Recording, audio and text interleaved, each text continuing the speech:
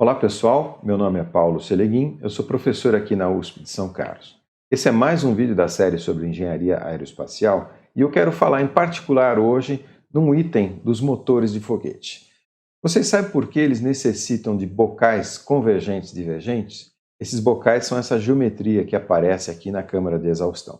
Olhando em detalhe, a função primordial desses bocais é justamente converter a energia química do combustível em energia cinética translacional dos gases de combustão aqui, e com isso gerar a força propulsiva.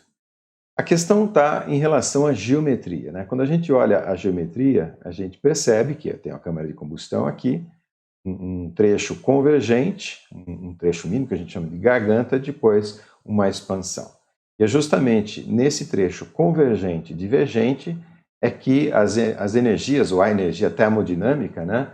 Alta pressão, alta temperatura e baixa velocidade aqui na câmara de combustão, isso aqui é transformado, é convertido no bocal em alta velocidade, às custas ali da energia termodinâmica, ou seja, do abaixamento da pressão e do abaixamento da temperatura. E essa dúvida, né, convergente e divergente, nasce em função de um senso comum que a gente tem. Porque o que acontece? Nesse estreitamento, a gente sabe, né, quando converge, a velocidade ali do escoamento aumenta. Então, é exatamente aqui o que está mostrando esse gráfico. A velocidade está aumentando, a velocidade aqui na horizontal, não é? Está aumentando, chega no bocal, ali na garganta, e ela deveria, pelo nosso senso comum, alcançar um máximo e depois continuar diminuindo aqui, porque justamente tem a seção divergente. Agora, o que acontece na prática é exatamente o contrário. A velocidade alcança o máximo e continua aumentando, mesmo que a seção, a área de passagem aqui do bocal esteja aumentando. Então é daí que nasce essa dúvida, e o que isso contraria em termos do nosso senso comum é exatamente o que a gente chama de efeito Venturi. A gente sabe que onde há um estreitamento, o escoamento ele se acelera para poder passar a mesma quantidade de massa por unidade de tempo. A gente vê aqui a deformação desses círculos, né, que viram elipses bem alongadas, depois na seção divergente elas voltam a ficar mais arredondadas. Né? Isso a gente prova matematicamente, mas observa na natureza também, como um riozinho aqui, né? E ele, no estreitamento ali, ele tem uma grande aceleração para poder passar justamente aquela mesma quantidade de matéria. Então essa é a dúvida, por que nos bocais de foguete, nessa região divergente acontece exatamente o contrário, o escoamento continua a acelerar. É isso que eu quero mostrar para vocês, mas um alerta primeiro, é possível fazer essa prova matematicamente. Eu acho que quase todos os livros que eu conheço que tratam do assunto fazem a prova matemática a partir da equação de balanço de massa na forma diferencial, como eu estou mostrando aqui. Tem bons livros, o do Sengel e Bowles é um deles, por exemplo, mas nesse vídeo eu não quero fazer isso. Nesse vídeo eu quero fornecer uma explicação física para o aumento da velocidade ali na seção divergente. Tá? Então, eu recomendo, vale a pena olhar a prova aqui, em bons livros como esse que eu estou mostrando, mas o caso aqui desse meu vídeo eu vou fazer justamente uma abordagem mais física do problema.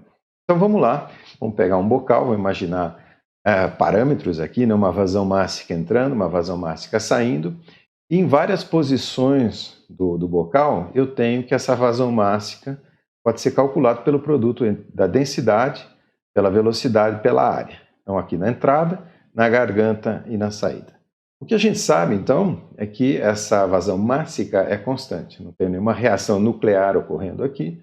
Então, a massa que entra, né, em quilogramas por segundo é igual à massa que sai, e fazendo uma modelagem unidimensional, isso pode ser dado como produto da densidade vezes a velocidade vezes a área. Então, isso é constante. Perfeito, tá? E mais do que constante, é constante em qualquer posição x aqui ao longo do bocal. Essa aqui, na verdade, é o centro da nossa explicação, é a equação básica que governa, por incrível que pareça, o funcionamento do bocal. Bom, quando o ρ é constante, que é a situação física comum que nós temos, é como o exemplo do rio que eu mostrei ali para trás, né, no slide anterior, quando o ρ é constante é muito simples.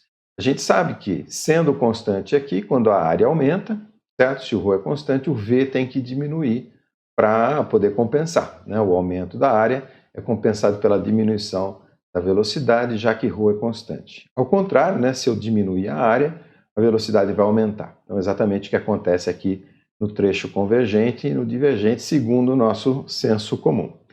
Porém, o que acontece no caso do bocal do foguete é que o Rho não é constante. O Rho varia, né? Lembra, eu mostrei para vocês ali pressões da ordem de 300 bar, temperaturas da ordem de 3.000 graus. Isso daqui, então, essa temperatura, essa pressão vai diminuindo, né? Quase zero. Aqui, se ele estiver operando no vácuo, cai a zero praticamente. A temperatura pode ser bem baixa também. Mas o fato, então, é que a densidade desses gases vai variando bastante. Então, quando o Rho não é constante, aquela análise que nós fizemos do produto, ela não vale mais, né? Na verdade, ela poderia até ser analisada por partes. Vamos analisar aqui algumas combinações. Então, por exemplo, quando a área aumenta e o Rho aumenta, tudo bem, né? Se a área aumentou e o Rho aumentou, a velocidade vai diminuir, certo? Para manter constante o produto. Já quando o Rho aumenta e a área diminui, eu não sei o que vai acontecer com a velocidade, porque vai depender se o Rho aumentou mais do que a área diminuiu ou vice-versa. Da mesma maneira, quando o Rho diminui e a área aumenta, eu também não sei, vai depender um pouco de quem aumenta mais do que o outro ou quem diminui mais do que o outro, tá? E no último caso ali, Rho diminui, a área diminui, o V tem que aumentar para manter a vazão máxima constante. Perfeito, isso aqui é a análise de tudo o que poderia acontecer no bocal aqui, porém eu só estou interessado em um desses casos aqui, que é justamente quando o Rho diminui.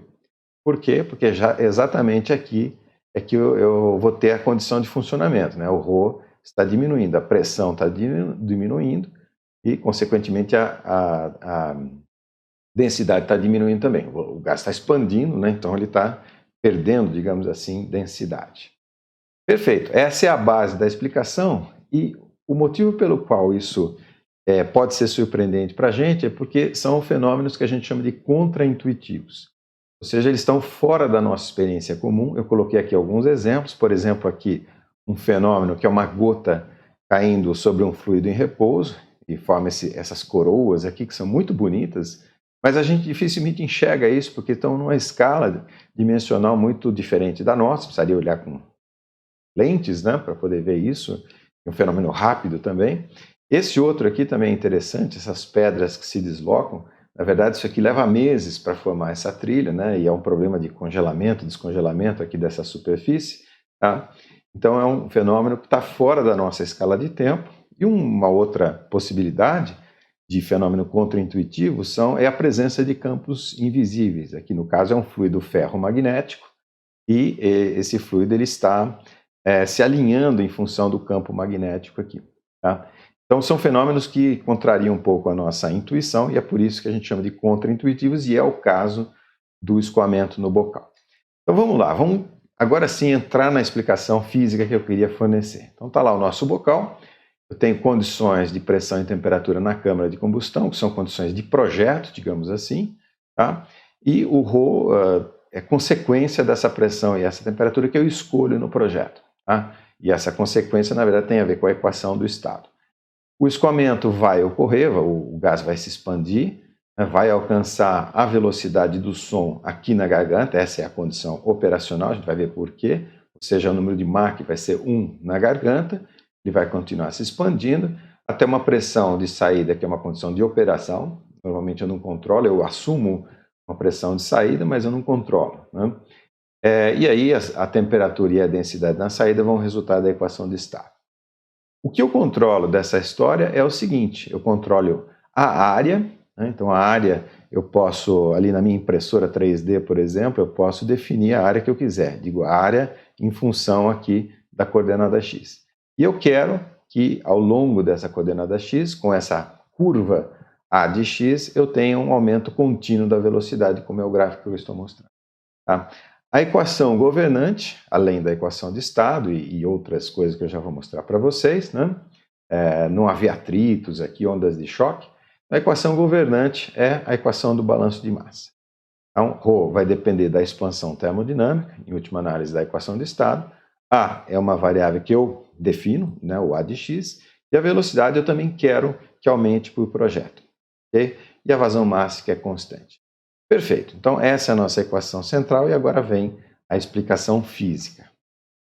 Para manter a vazão constante e eu quero que a velocidade aumente, portanto, eu preciso que esse produto diminua para compensar o aumento da velocidade. Essa diminuição do produto ROA pode acontecer de duas maneiras. Uma delas, por exemplo, é considerando que o ρ, de qualquer forma, vai variar para menos, né? Vai diminuir. Por quê? Porque a pressão está diminuindo.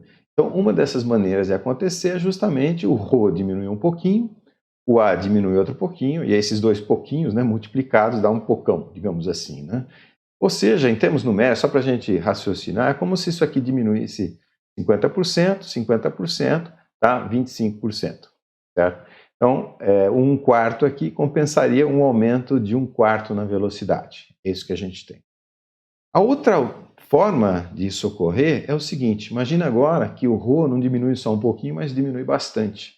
Tanto que o A tem que aumentar para compensar essa diminuição, digamos, excessiva do ρ.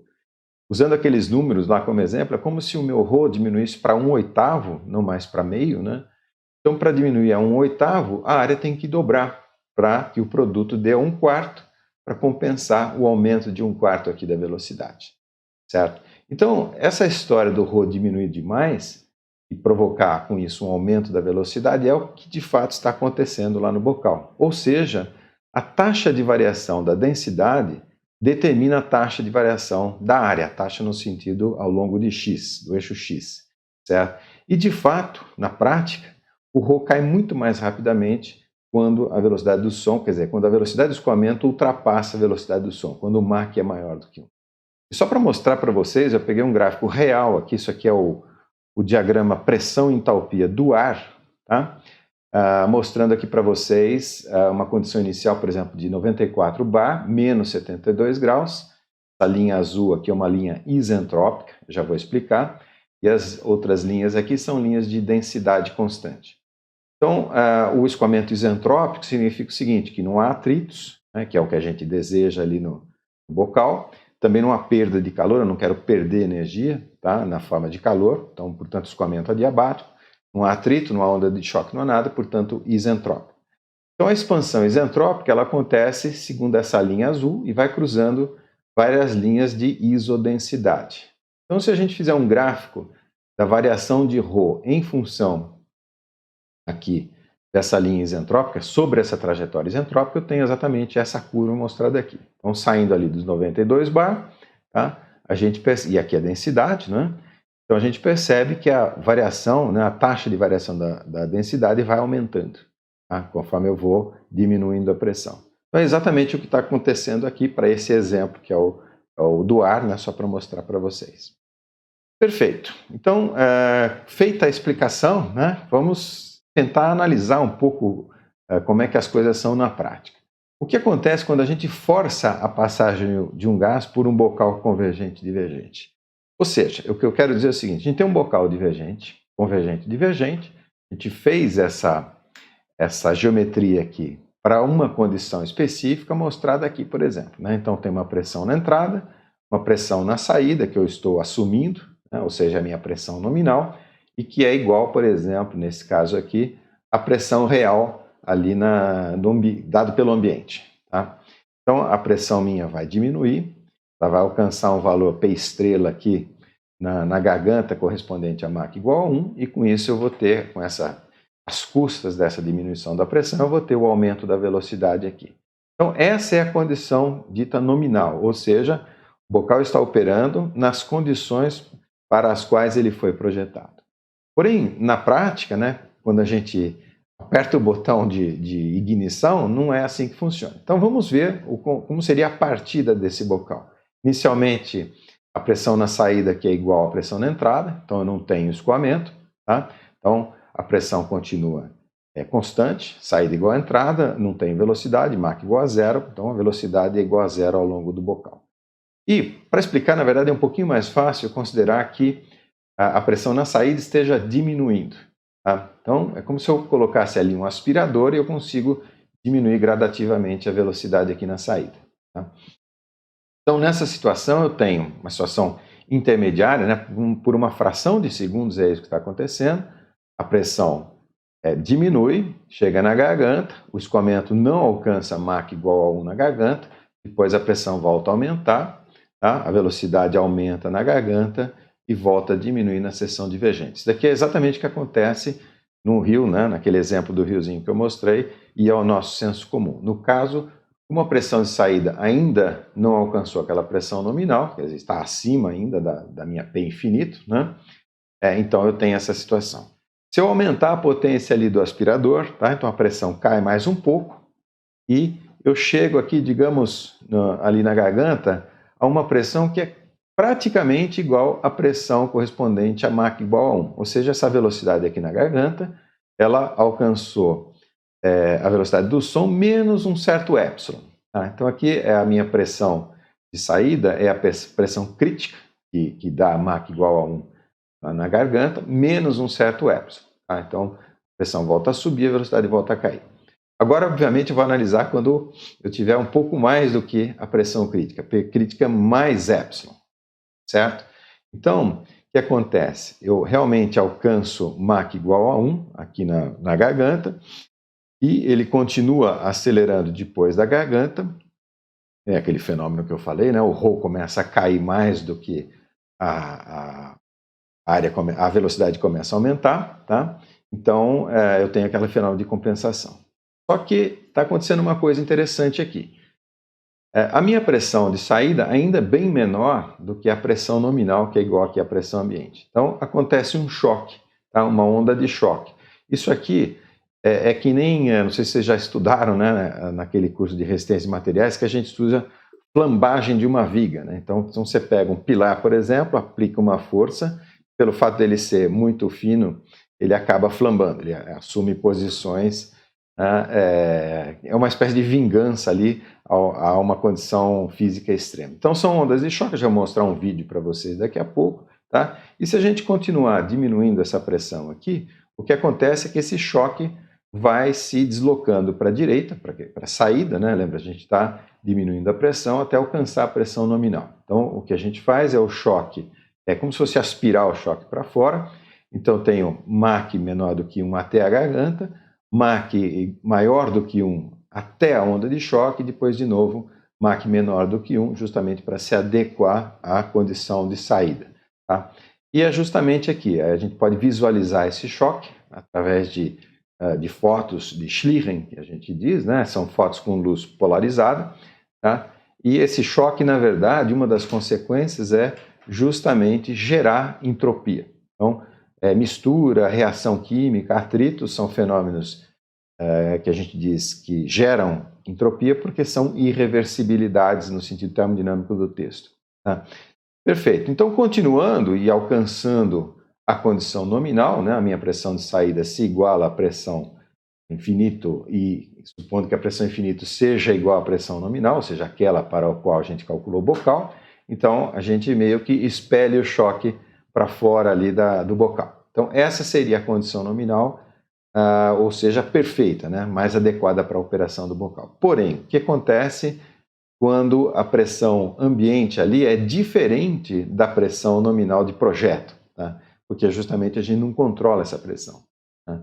Então, por exemplo, essa P infinito varia com a altitude. Na medida em que a aeronave vai se deslocando, essa pressão vai variando. Tá? Então, por exemplo, pode acontecer no início ali, no solo, quando o foguete começou a se movimentar, a pressão ambiente está um pouco acima da pressão de saída, né?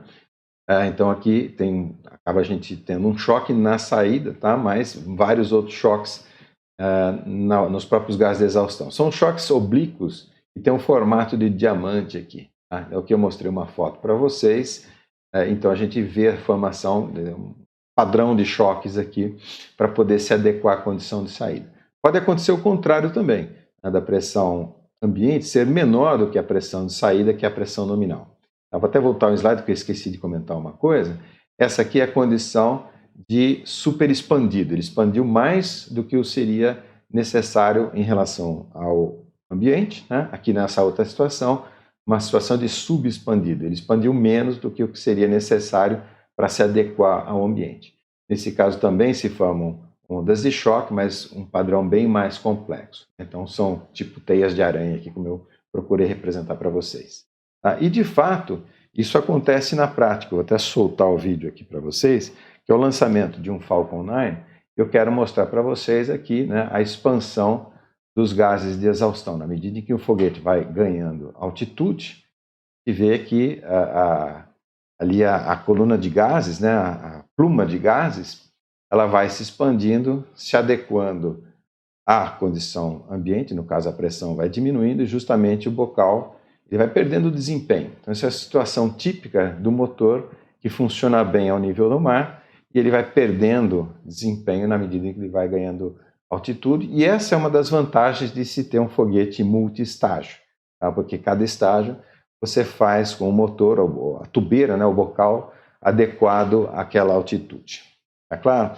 Então vamos lá, vamos em frente e usar isso que a gente viu agora num exemplo prático. Vamos ver como é que é feito o cálculo do bocal supersônico, para a gente entender mais profundamente ainda tudo isso que eu estou explicando para vocês. Então, voltando ali à nossa condição de projeto, eu tenho a pressão e a temperatura na minha câmara de combustão, as condições de saída, e agora a gente já viu que para eu ter uma operação eficiente, eu não quero ondas de choque, né? Eficiente que eu digo conversão da energia termodinâmica em energia cinética translacional dos gases, que é o que vai gerar a força propulsiva. Então, para isso acontecer, para ser eficiente, eu não quero geração de entropia, portanto, ΔS igual a zero, portanto, S igual a constante, né? Ou seja, eu quero um escoamento isentrópico. Qual que é a minha condição de projeto? A minha equação governante, tudo bem, balanço de massa. Agora eu tenho uma condição de isentrópico, né, para ter máxima eficiência, mas eu vou assumir, por exemplo, uma variação linear entre a entrada e a saída, como eu estou mostrando aqui. Então, esse aqui eu arbitro dessa maneira. Então, vamos lá. O que eu vou usar agora? Algumas equações do meu kit supersônico, né? Isso aqui eu tenho usado para explicar, são equações dos escoamentos isentrópicos.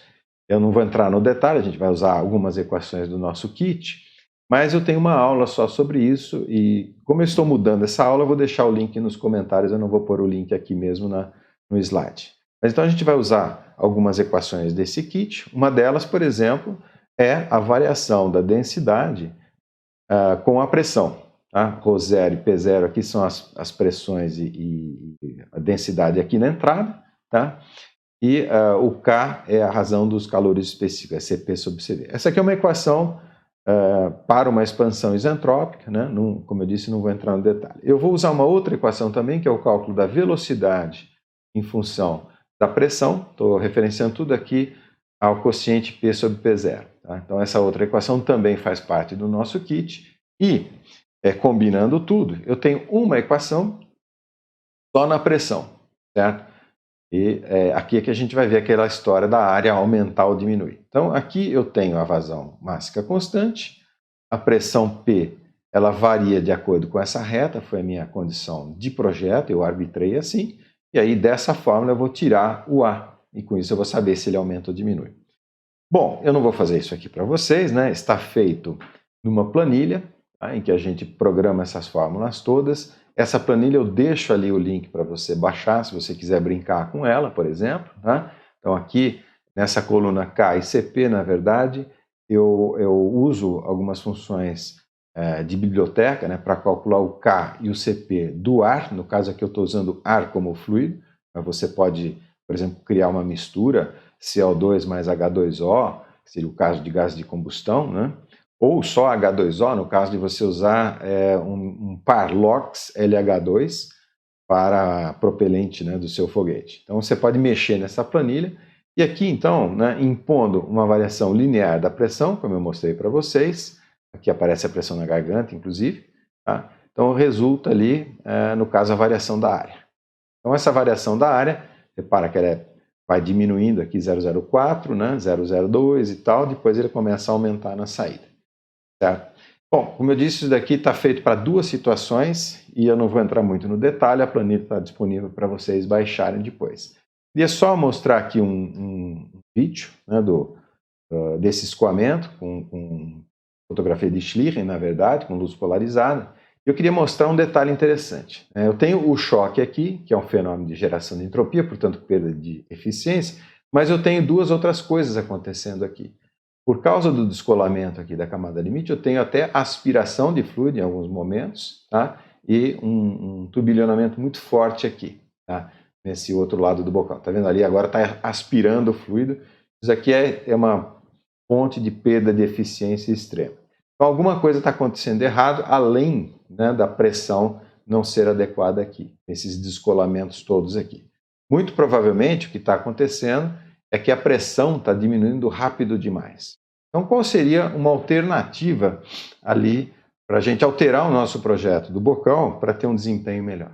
Tá? O nosso professor Werner von Kerman, né, ele já identificou que é um problema de descolamento da camada limite, ou seja, essa pressão está caindo rapidamente demais, o escoamento não está conseguindo acompanhar. Aquela história da flambagem, né?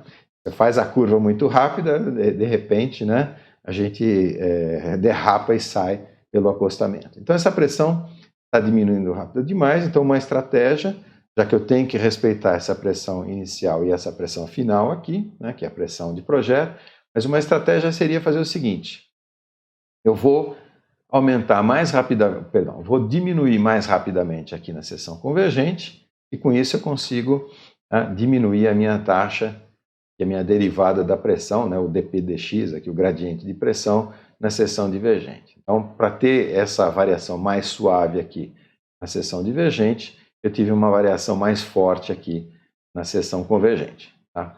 Então, o objetivo todo é diminuir ali a tendência ao descolamento. Então, não tem problema, é só usar as mesmas equações que a gente estava usando, apenas agora a pressão vai seguir essa linha azul aqui, tá? Nessa variação. Então, esse P e esse P aqui na fórmula vão seguir essa linha azul. Isso está feito lá na planilha que eu mostrei para vocês, e agora eu vou mostrar os resultados. Só uma fórmula a mais para o nosso kit, que é o cálculo da pressão ali, a P estrela, né, que corresponde a Mach igual a 1, também é uma formulinha do nosso kit. Repara que só depende do K, tá? Que é o CP sobre CV. Então vamos comparar os dois resultados, estão mostrados aqui, né? Em alaranjado seria a curva inicial com aquela queda linear, tá? Aqui então é o gráfico da velocidade em função da posição do bocal, e aqui a velocidade como ela vai aumentando no segundo bocal, ali na segunda geometria. Então dá para ver que a gente até alcança velocidades um pouquinho maiores, né? E uma diferença bastante grande aqui na garganta, tá? E aqui a variação no caso eu estou pegando o diâmetro, né? Estou supondo que aquela área fosse ser gerada por uma seção circular, então πd quadrado sobre 4, né? Estou calculando o diâmetro aqui. Então essa é a variação do diâmetro no segundo caso, a curva azul, e no primeiro caso a curva alaranjada, chegando mais ou menos a mesma coisa. Tá? E esse bocal, né, o azul aqui, que é com essa segunda variação, ela, teoricamente, ele é um pouco mais eficiente, porque tem menos tendência a descolar a camada limite. Bom, agora também calculando, usando isso daqui para calcular a força propulsiva, a gente chega aqui numa força propulsiva de 1,37 kN, isso está feito lá na planilha, mas isso é interessante pelo seguinte, na verdade isso aqui é muito parecido com um motor real, tá? Que é esse motor aqui, o XLR11, que foi usado no X1. Tá?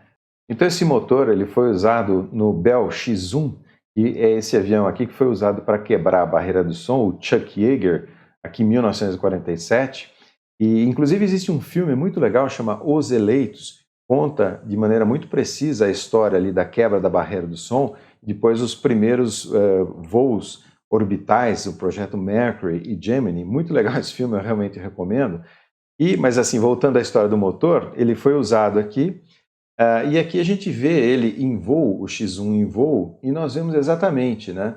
Esse avião ele era lançado de um B-29 em altitude, depois acionava, era um avião foguete, ou seja, um motor não aspirado. E aqui a gente vê ele voando em baixa altitude, e é exatamente aquela condição em que a pressão externa está acima da pressão de projeto, portanto a gente vê a formação daquelas ondas de choque em diamante ali. Tá? E falando no detalhe, né, entrando no detalhe dele ser um avião foguete, na verdade, então ele tinha uma outra curiosidade que eu quero mostrar para vocês. Então tem o tanque do comburente e o tanque do combustível, tá? Ele é na verdade um tanque voador. O piloto ficava aqui na frente, aqui você tem dispositivos de gravação de dados, né? Mas o interessante é que o combustível era etanol.